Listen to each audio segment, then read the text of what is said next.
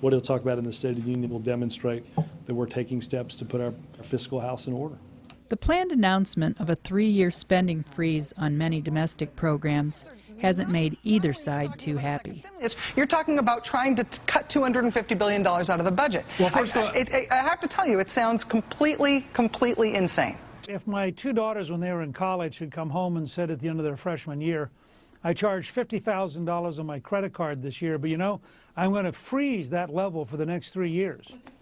I don't know that I've been very impressed. It's a move to the middle and a way for the president to get some applause from both sides of the aisle during Wednesday's State of the Union address. And some of the things we propose are things that actually should get some strong bipartisan support.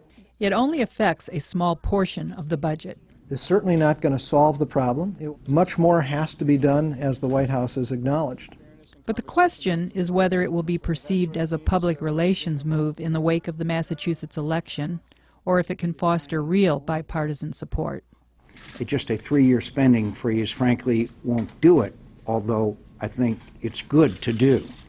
The president has borrowed an approach from Senator Evan Bayh, a fiscally conservative Democrat who has long pushed for balanced budgets. There's real momentum. People are finally starting to get it. Last year, he voted against the Democratic budget. I've been a fiscal conservative throughout my career, Chris. It's nothing personal to the president. It was after repeated meetings on the subject, including on Air Force One. He called me up to his personal office. He wanted to talk about the deficit, the budget. Both Senator Bayh and fiscally conservative House members known as Blue Dogs have been hesitant about spending levels, but got promises from the president at a meeting a year ago that he seems to be keeping. Today's meeting was the meeting that the president made verbal commitments. We've got to start putting some dates certain on when we start tightening down these things.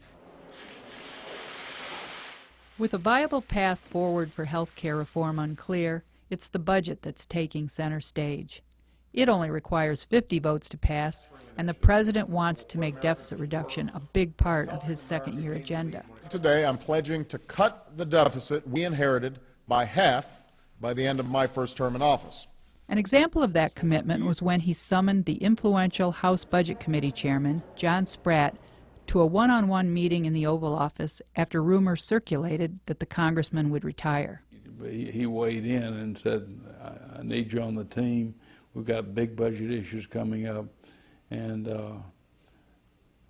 I hope you'll decide to carry on. Mr. Spratt is still on the team, and how he and other members of Congress respond to the idea will indicate whether the president can accomplish a key second-year goal. My sense is that he is sincere about this. He knows it's a problem. He's faced with a very difficult situation, having inherited a recession which required one response, but then a long-term challenge that requires a diametrically opposite response. And we've got to pivot and deal with the long-term debt threat. That sounds contradictory. Unfortunately, economics is often contradictory.